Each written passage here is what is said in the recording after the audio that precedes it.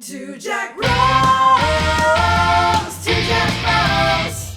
Welcome back to Two Jack Bros. Thank you so much for giving us a shot if this is your first time. Also, if it's not your first time, welcome back. I am Sidney. I am sitting next to Ansley. Hello. And today our guest is none other than the Ant Moore. What's up, man? Thanks for having me. Dog, thanks for coming out. Yeah, no, I appreciate it. Yeah. And then, Ants, you're always pretty busy with stand-up comedy. You got any shows coming up?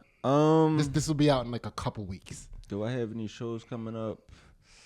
I know I'm gonna be in DC. I'm gonna be in DC on the 21st, and then I'm gonna try to just pop through occasionally throughout the summer in Philly. Oh, hell yeah. Yeah. That's what's up. Yeah, I'm mostly New York based, but I'm trying to get around a little bit more in these next few months. Nice. I think people will be glad to have you back. Yeah, We're pretty sick. Yeah. Back in And the fold. then Sneaky. I'm just trying to figure it out, like without unemployment. Yeah. Yeah. yeah. I'm gonna be scratching and surviving for these summer spots. Sick. Yeah. So watch out. If you don't get your booking solidified right away, Ant's taking it. Yeah. So, Ant, do you know what we do on this podcast? I have somewhat of an idea. Okay. So if Yeah, you're not somewhat, familiar with it, yeah. if you're first time listening, basic premise of this podcast is to prove that you can have a dark sense of humor and still reach a higher consciousness / enlightenment. Okay. So what we do is we bring a guest on who today is going to be Ant Moore. We take him through the process of enlightenment so that you, the listener, can laugh your way to a higher consciousness. Ansley and I learn a lot too. Right? Okay. You cool with that? Yeah. All right, hell yeah. So everybody gets the same questions. Okay. And Ansley, take it away. So, Ant, what experience or event did you learn the most information from? Ooh, that is great. Damn, I didn't know I was about to unpack my trauma today. Yeah. Barely started. Yeah. What helped me out the most, I say in my adulthood, 2016, I lost my job. Mm-hmm. I got fired. I used to work at a school. Working with kids with intellectual disabilities or mental health challenges. And this kid lied and told the teacher that I hit him.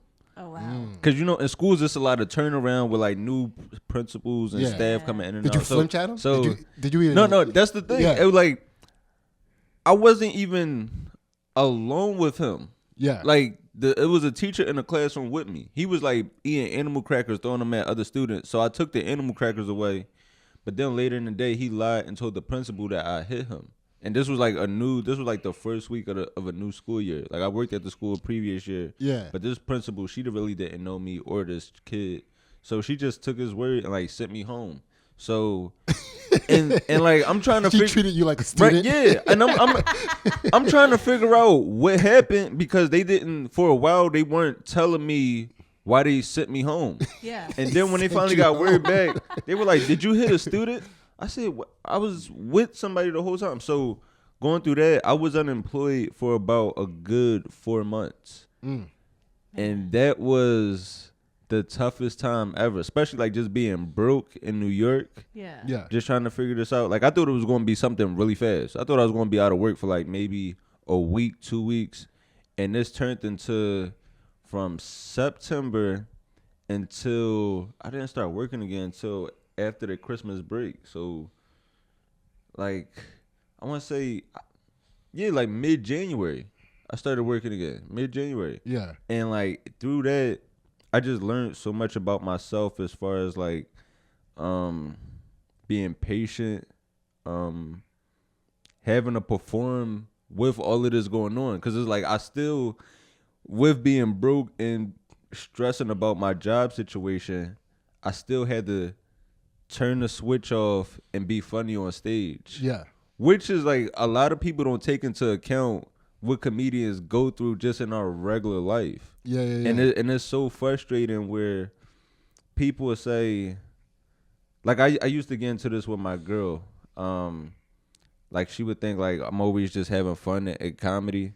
Yeah. And I'm like, yeah, it's fun, but at the same time, I'm on the clock. Yeah. Like, don't get mad when I don't bring you around every show just because, like, sometimes I just need to focus.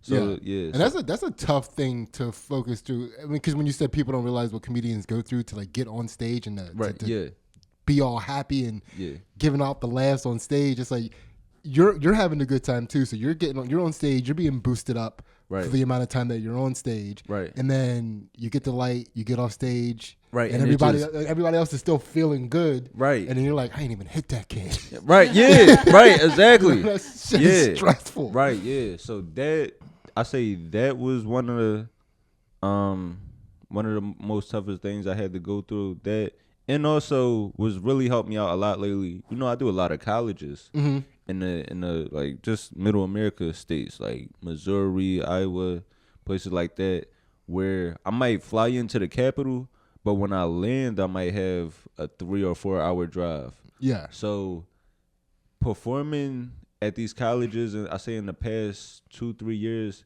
it's made me be okay with just being alone with my thoughts. Because before I was always used to seeing a familiar face, getting to a show and being there with another comedian, and or just being able to just take somebody along the road trip with me.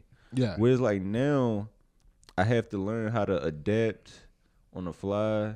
I had to grow up quick in a lot of situations where it's like flights might be canceled, or I'm stressing trying to figure out I can't even get a rental car. That's happened to me a few times. Yeah. So I say those two things: losing my job and performing in the colleges on the road. Those are the two things that like really helped me a lot lately. So when you were in that time period where you lost your job, what was the most stressful? Being broke or dealing with false accusation? At first it was the false accusation, cause so this is what happened. So I'll never forget this. So they fired me. And like I'm trying to get this process going on because I work for an agency.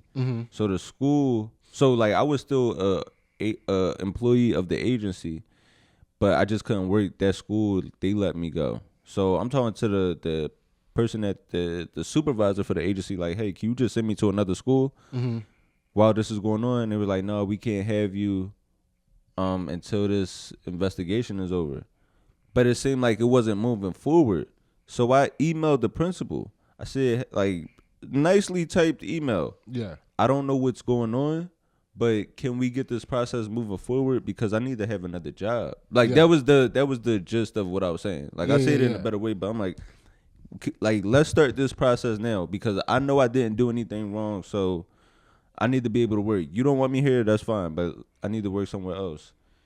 And then because I sent that email, she got upset and red flagged my fingerprints. Oh, that's Insane. Right. So now I really can't work. So now I got to go through another step to do that. And then what was crazy, by the time I got cleared to get into work, the supervisor, like I sent them everything. I was like, yeah, I'm cleared to work. My fingerprints are fine. Can you send me somewhere else? And they were just like, nah, well, because of that, we really don't feel comfortable working with you again.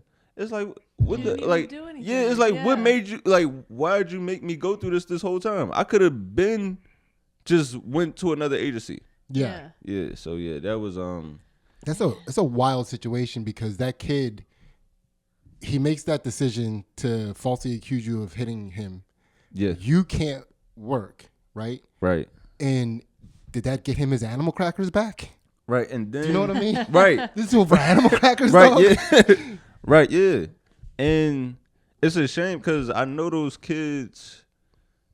I know the care I put into it. Yeah. I know the care. So it's like I know things, especially like the one kid. It was what really made it bad. It wasn't even a kid that I worked with, like that I was assigned to work with. It was just another kid in the classroom. So like I felt bad just because now I'm losing a relationship. Like I had a great relationship with the kid I work with and his family. So that kind of like, it just soured a lot. But it ended up working out in the long run because once I started working again, I was working at a much better school. The staff, at that school, they knew I did comedy. Like, I was Yeah. open with them about that. So when I needed to call out and go on the road, they were like really supportive and definitely. I wish I didn't have to go through that.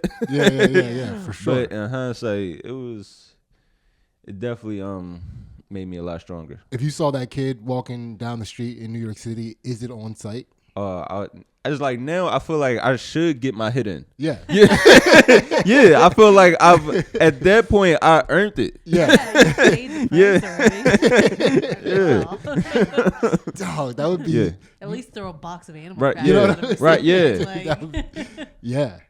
That would be that would be beautiful. That would be beautiful. So thank you for sharing that. First of all, now we're gonna unlock these chakras from the bottom chakra up. You cool with that? You familiar with chakras? Yeah. Hell yeah. Yeah. Hell yeah. All right, Ansley, open up that first chakra. All right, first chakra. And how did you learn to overcome fear?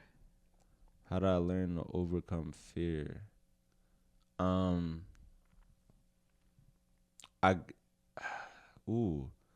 will say moving to New York helped me out so much, just because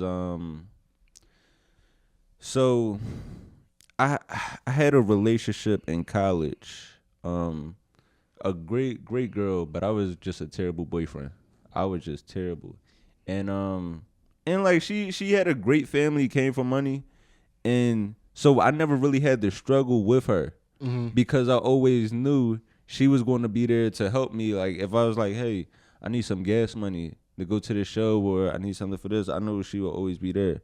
And then, like, once we broke up, I kind of had to learn how to be independent. I had to be independent, stand on my own. And then moving to New York with my current girl, we were just struggling. We were just so broke.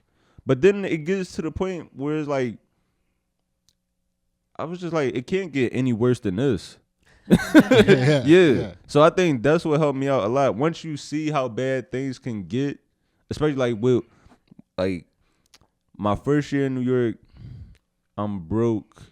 Then I would get little stuff to give me a glimpse of hope. And then the whole job situation happened. And then like once I was going through that, I was like, okay, it can't get any worse than this. Yeah. Like, it's only up from here. Yeah. So, yeah, that definitely took away all my fear. Yeah. That definitely, yeah.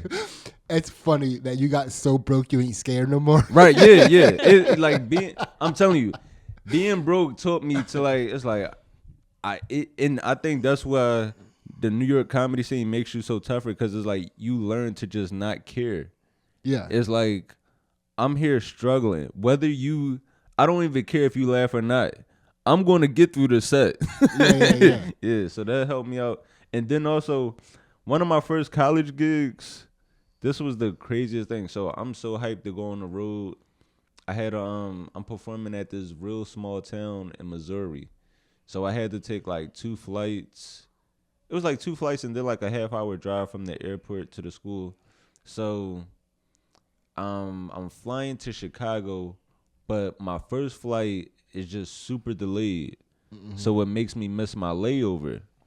So I get to Chicago like 4 hours later. So I'm trying to figure out how the hell am I going to get to this town in Missouri. So they happen to have they happen to have a connecting flight, and like my show was the next day, but I was just flying in town a day ahead because I wouldn't have been able to get there on time the next day. So so I'm looking up flights after my original flight gets canceled. They had one last flight where it's like I get to this town around like 10:30 at night, but then I still got to take like a 2.5 hour drive in the middle of nowhere. So I do that, finally arrive at the school like 1 a.m. So after going through all of that, the next day, I'm walking around campus like, yo, this show better be amazing. Yeah. Like, I'm walking around, I'm promoting the students, going in the cafeteria. Yo, y'all not doing anything tonight?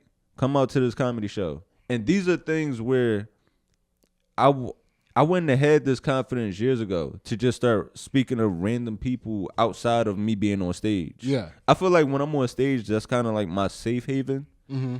Whereas because you as a comedian, you know, like I'm supposed to be the only one talking. Yeah. So it's kind of different with just talking to people outside of that. But now, so just that whole trip of, all right, I done caught two flights. One was delayed. Then I had to take this 2-hour drive.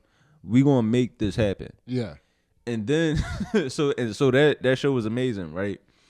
And I had a 6 a.m. flight the next day. So I drive. So I'm like, all right, I'm gonna just drive to the airport in the middle of the night, and I'm gonna just stay up and watch movies. Yeah. I didn't know when you get to these small towns, airports closed. Yeah. Yeah. Mm-hmm. So now I'm at the airport sitting in the parking lot, just 12:30, waiting for this 6 a.m. flight. just sitting in this random parking lot. So yeah, things like that. I'm telling you, after going through these situations, it's like I have no fear. Okay. Yeah. So can you remember a time, even dating back to childhood, when you were the most scared? When was I the most scared? Man. So I definitely believe in spirits. Mm-hmm. So I say those are always something that like kind of like scared me out a little bit. Yeah. And so like I had an older brother that passed. Okay. He passed when I was 13. Oh, geez. Yeah. And how much older was he? He was 27, 28 at the time. Okay. And he at my house, his room, like before he moved out, his room was the back room on the 3rd floor. Okay. But when it would rain, or when we leave the window up, that door it would just slam. Yeah. So like that would always, it used to scare me, cause like I'm thinking like that's him. Yeah. Like it would scare me. But then I started to start thinking like if he was to visit me, he wouldn't scare me.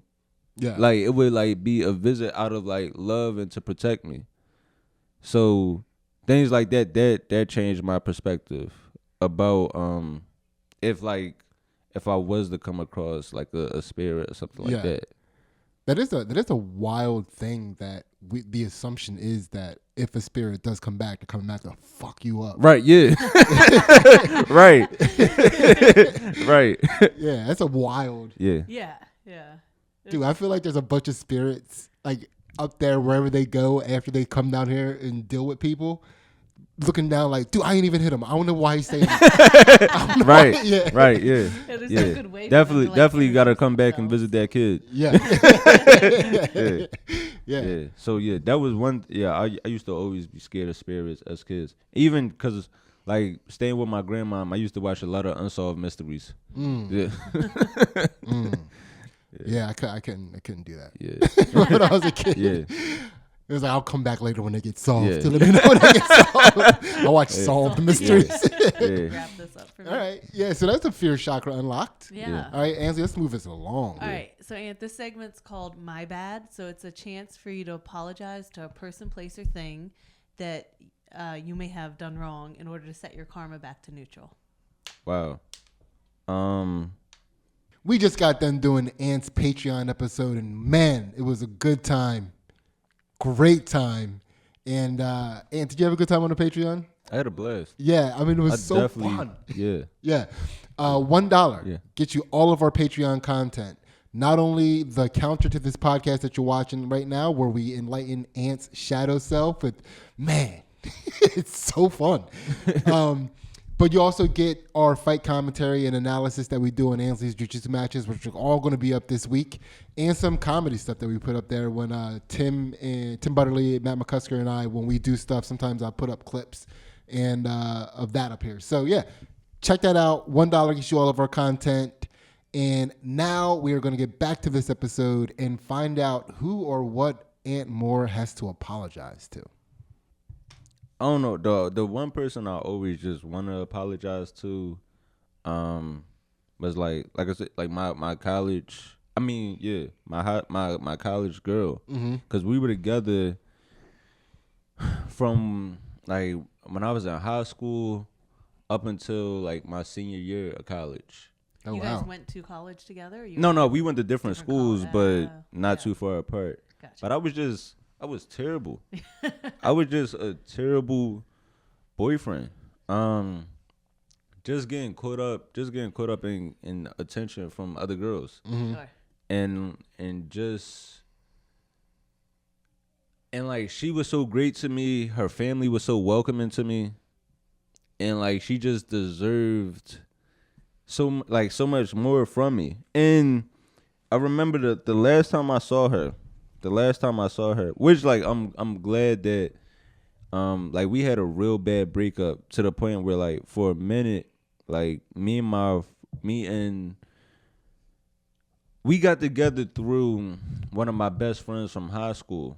One of my best friends from high school introduced us, and our breakup was so bad. Me and my best friend, we stopped talking. Did all your She took all the everything you did catch up with you? It's like that what happened? Right, Like, yeah. So and then like one of her other friends like that like really hated me because they were just all around and witnessed the breakup. But I repaired my relationship with those two, like with my best friend and her other friend. So actually, like her other friend just came to my show yesterday. Nice. Yeah, which like I really appreciate it. So like I repaired that, and I apologized. When me and her first started talking again, like just being quiet, like that was one of the first things I said. Like, yo, I'm so sorry for including you in this toxicness, like in this whole situation. So that's the one person I definitely wish I just could apologize to. That's pretty. Yeah. That's pretty nice. That was like a nice. That was a nice one. Yeah. Yeah. That was a nice one. Yeah. I mean, it's, if you don't mind me saying, and again, I mean, I know you have a current girlfriend. Yeah. Which, current girls, as cool as they are, they don't want to hear you apologizing too much. To Right. her Yeah. for Right. it. Right. Right. You know Yeah. what I mean? Yeah. Yeah. So- I don't want to get back with her. Yeah, I know, of like, course. yeah. But and that's the thing too, where, like I'm happy with who I'm with. I'm definitely like I'm really happy. I'm loving her. Like just having like I feel like I have my own little family with her, my little cockapoo.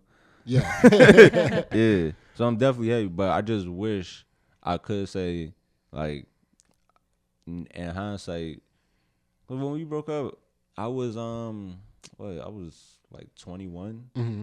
So I was still trying to figure myself out, even though I'm technically grown. But I still like now that I'm older, I look at 21. I look at that like you're a baby. Yeah, for sure. Like even like when I perform at these colleges, I'm like, you kids, y'all think y'all know stuff, but y'all have no idea who you are.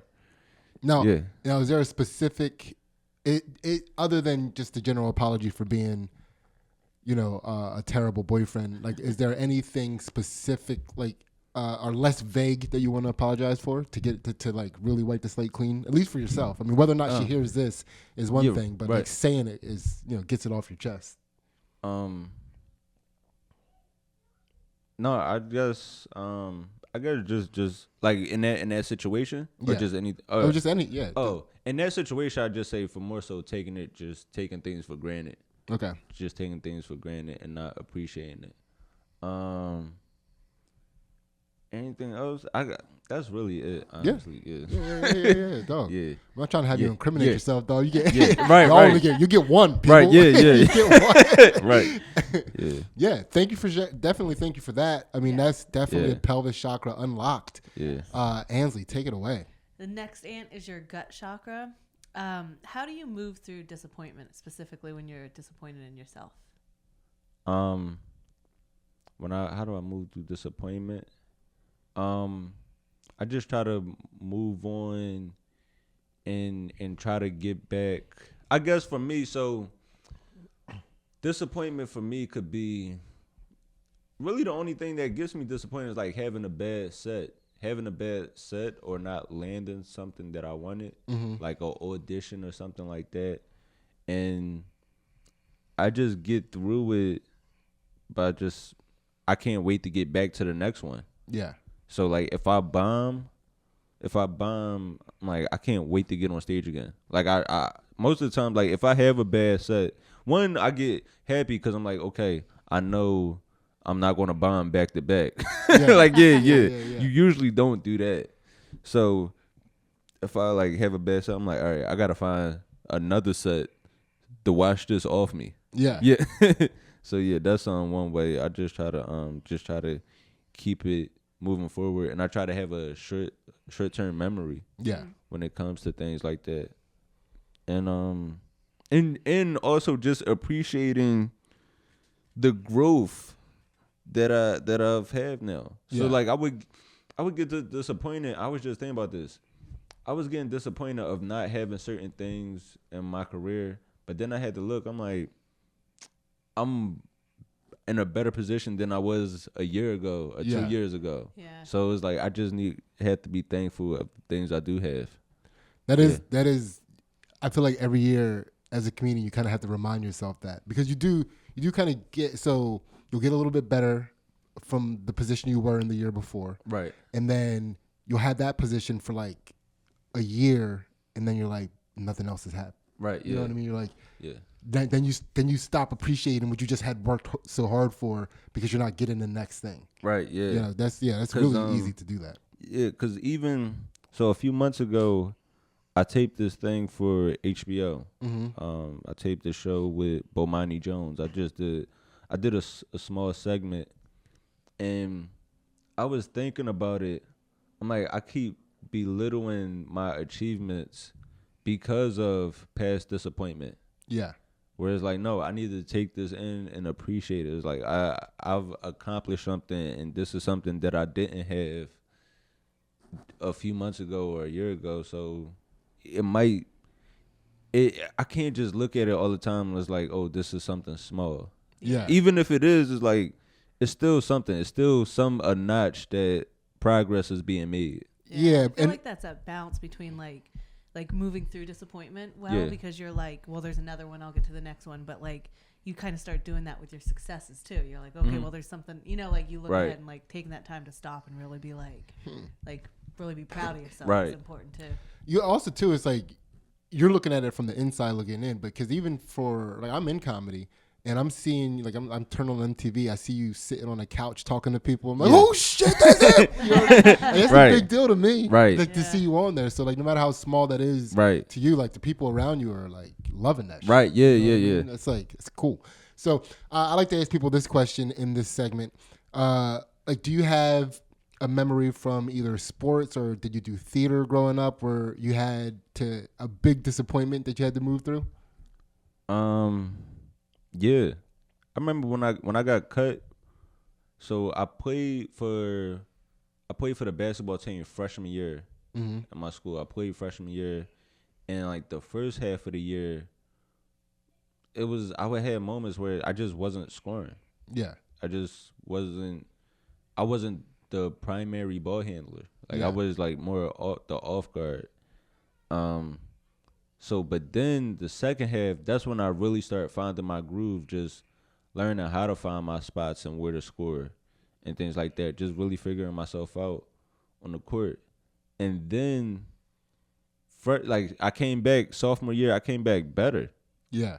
And didn't make the team. And man, I was so crushed. Like Yeah. that killed me, because I'm like, that's when I'm like, damn, is this not for me? Yeah. But in hindsight, now that I look on it, it was really just the program. Like, what do you mean? Like what? Like the coach. It was just like the coach. Like my school. So my school was more of a football school, and the thing is, it was great. It was great basketball players, but he would take the uncoordinated tall kid that's out there moving like he has 2 left feet over the 5'5" or like 5'6" guard that knows how to score and knows how to play the court. Yeah, But it's yeah, like, yeah. I might be able to mold this 6'5" uncoordinated kid into something. Yeah, like Yeah. he can't make you 6'5". Right, yeah. right, yeah. Right, yeah. So it was so I say that was definitely that was tough. What would when it happened? What did you blame it on, or what did you feel like was the reason you were cut? I feel like because I wasn't polished. Yeah. I feel like I was polished because like for me growing up, it was. I mean, especially basketball was different for us. Mm-hmm. It was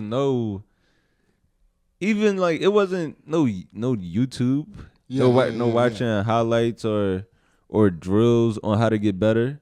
It was either you watch the game when it came on, or you might catch some highlights on ESPN News. Yeah. Now, you could just watch 10 different shows on all throughout the day, and then you could just YouTube or Instagram or Twitter, just anything you want to find out on how to improve. And then you got all the AAU circuits or things like that, where like for us growing up to get better, you just went out and just played with whoever was at the playground. Yeah, mostly Like, surviving. Right, because- yeah. You were literally just learning as you went along. So I feel like that was one of the things that kind of played into a part where other guys, they just had like a more refined or trained, like they might have had a trainer or somebody like really schooling them, and me, I was just learning on the fly. Yeah, it's crazy that you bring that up too, man, because I remember like basketball in the hood when I was growing up was just like scrappy. It looked like a fight could break out at any moment. Right. Like, there's always somebody that's like good but out of control. You know Right, what I mean? yeah. It's just like he's real good here, but he can't do that same out of control shit in an organized game for some reason. Right, yeah. You know? But now you go to the hood and you look at a basketball game, you're watching professional basketball. Dude. Right, yeah. Motherfuckers are like cutting, running. Yeah, dude, it's Right, insane. yeah. It's insane. But yeah, that's all right. So you got cut from the basketball team because you were 5'5". Yeah, right. Yeah. But that's But so did you now? You thought that happened because you weren't polished. Did you then like, all right, I'm gonna get real polished, or were you like, fuck basketball? For kind of half and half. Like I wanted to get better, but at the same time, I was just dealing with real life stuff outside of that. So around this time, like my parents had split for. At this point, my parents split. This might have been like 3 years in. So at this point, I'm going back and forth between my mom and my dad's house, and but at my dad's house, I just had too much freedom. Yeah. Cause you know, like dads are like a cool roommate. Yeah. So I had too much freedom. So I told myself I was going to focus and get better.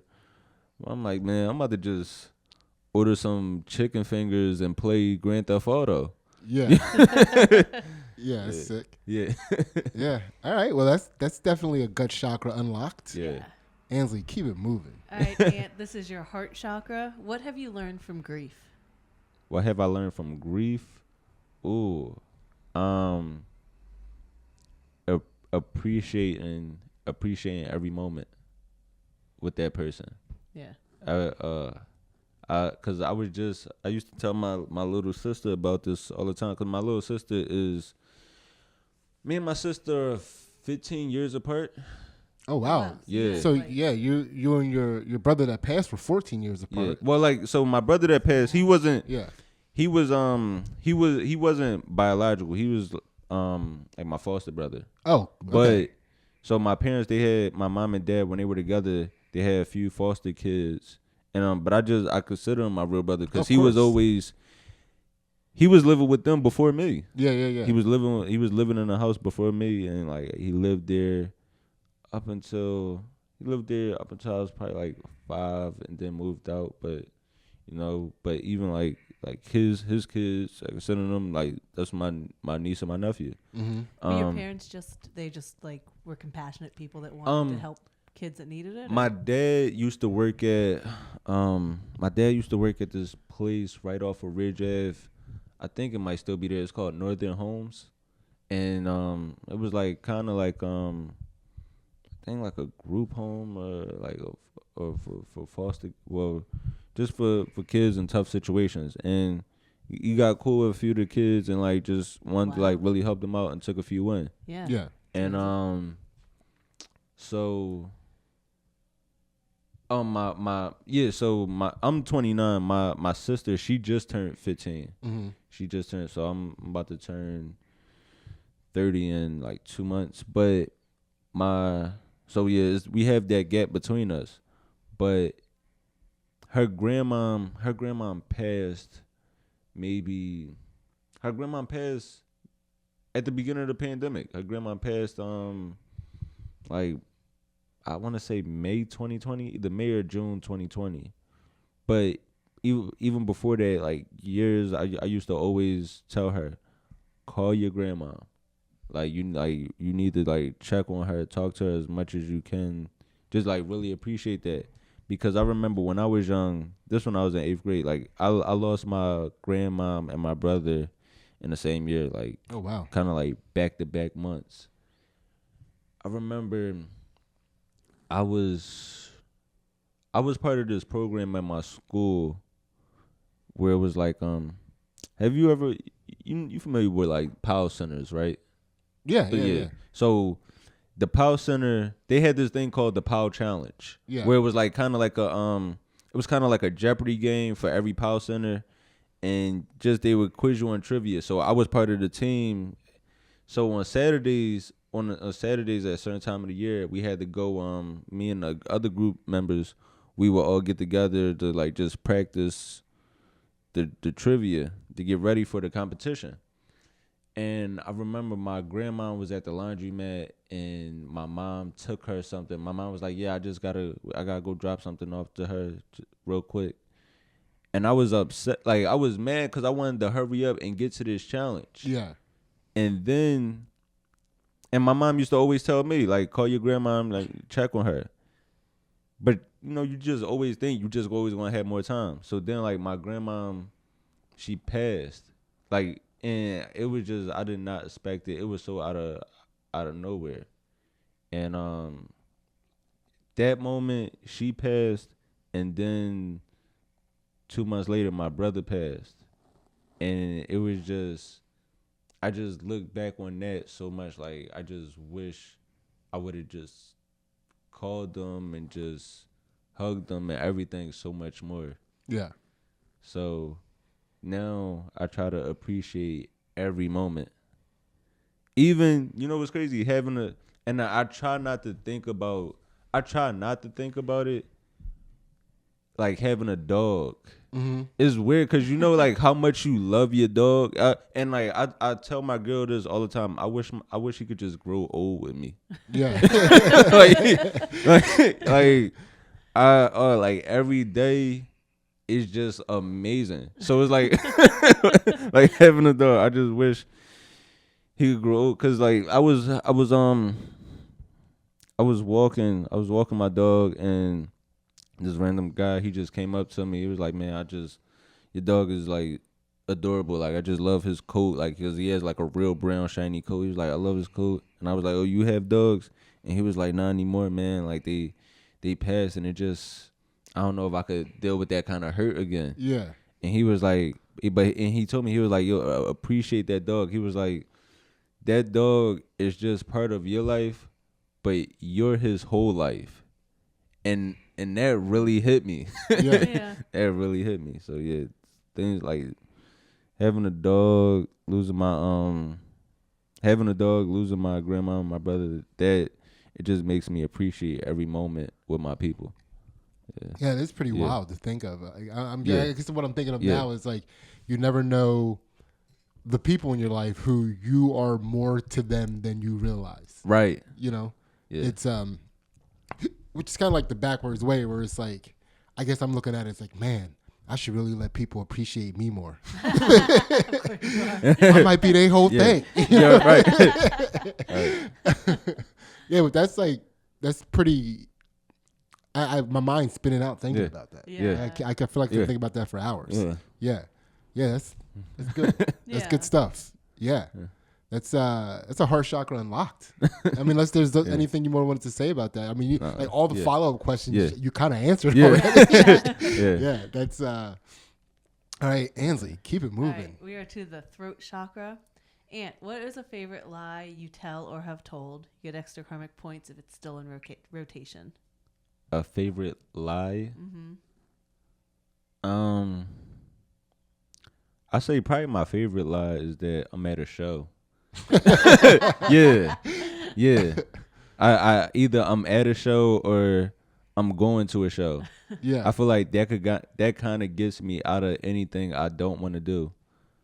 How often do you use it? When was the last time you used it? I use it all the time when promoters hit me.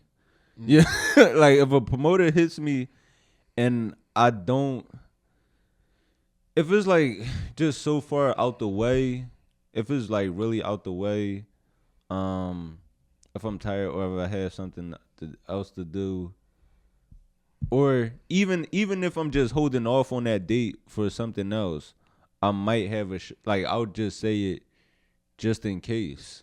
Yeah.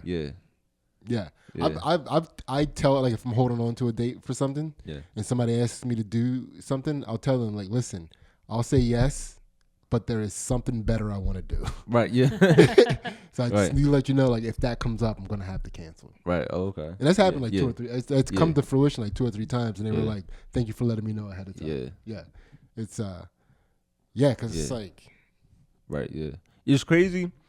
I was working at this so the last school I was at, I quit right before the pandemic because the supervisor that hired me that like was super cool with my comedy schedule, really flexible with it, she had left and the new supervisor came in that was just making everything super difficult for me. So when I was starting to call out for shows, this was January 2020. I'll never forget this. I called out because I had to go to a show on the road, but I told them that I had made a doctor's appointment. And instead, because I just figured they couldn't question that. Yeah. They were like, why would you make a doctor's appointment during school hours? And I'm like, doctors are open. Right, yeah. Yeah. That was like, I'm like, man, I got to switch my lie up. Yeah. It's like, my lie wasn't prepared for a follow-up question. Right, yeah. For one follow-up question. Right. Yeah, but it's too when you get used to somebody who's lenient like that, and then somebody who fucking now we're going to go by all the rules. Right. Where it's like, productivity was high because we weren't going by all the rules. Right, yeah. That's a good lie.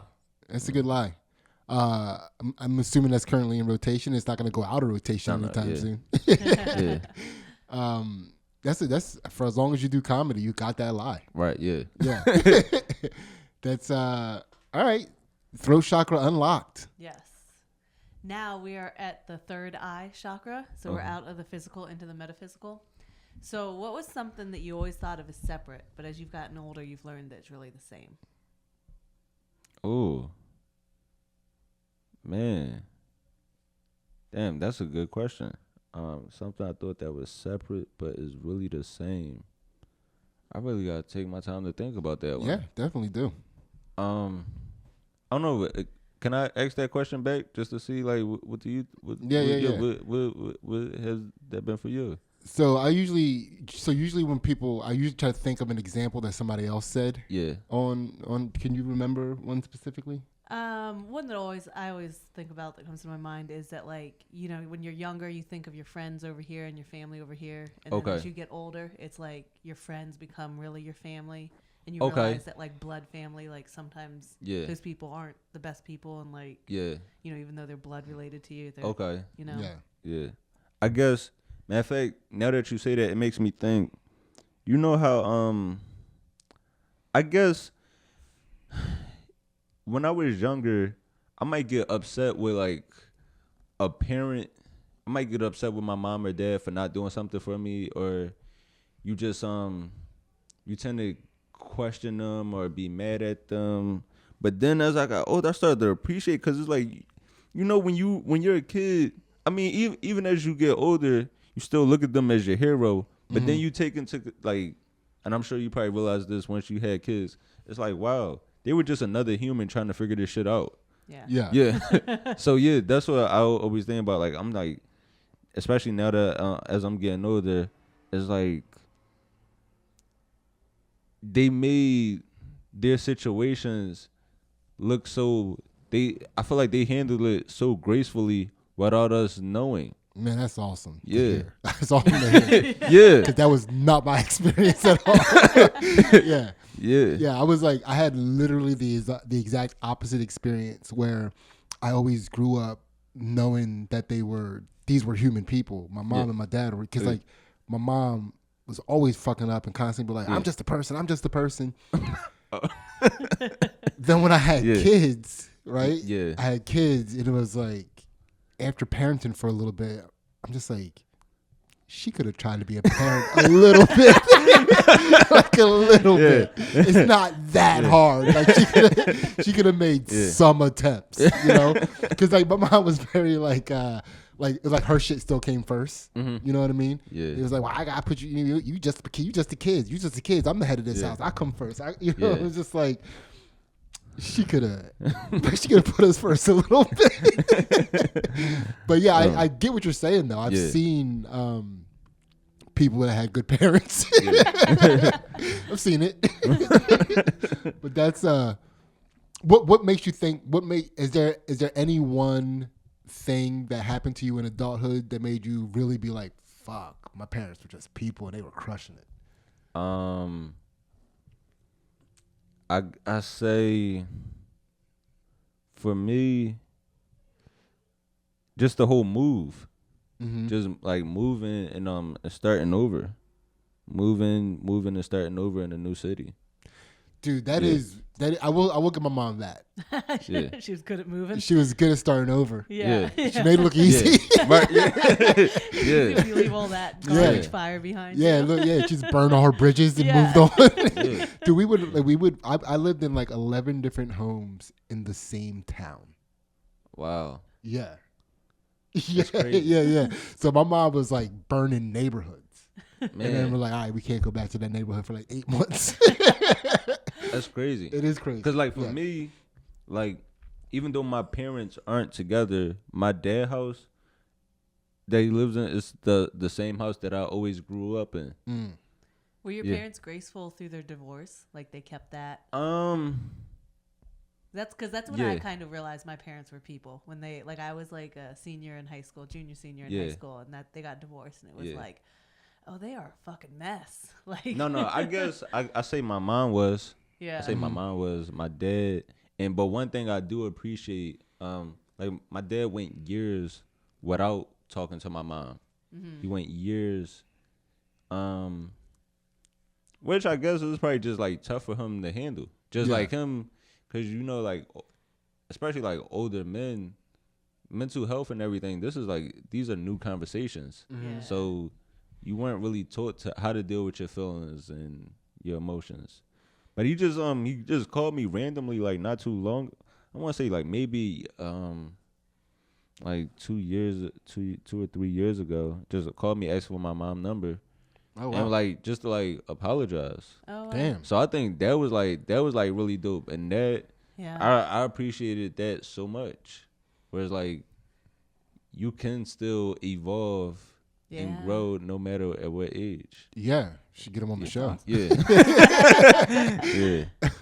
It is funny to think about how like for older men, like these mental health conversations are new conversations. So like when a woman made you fucking lose your mind back in the day, it was the woman's fault. Right, yeah. Like that's why more. Or murdered the woman. Yeah, that too. That's mostly why women get murdered. Yeah. Dude, that was I swear to you, that was the reason for the Salem witch trials. Yeah. It was like, man, this bitch, I want to fuck that bitch, but I can't. She evil.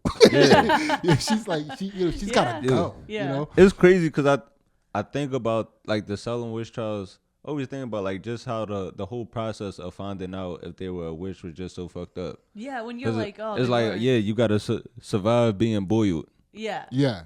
It's like, so now what? if I do survive this. Yeah, but that's the thing. It's like if she's a witch, good that she's dead, and if she's not a witch, she's still making me want to fuck her.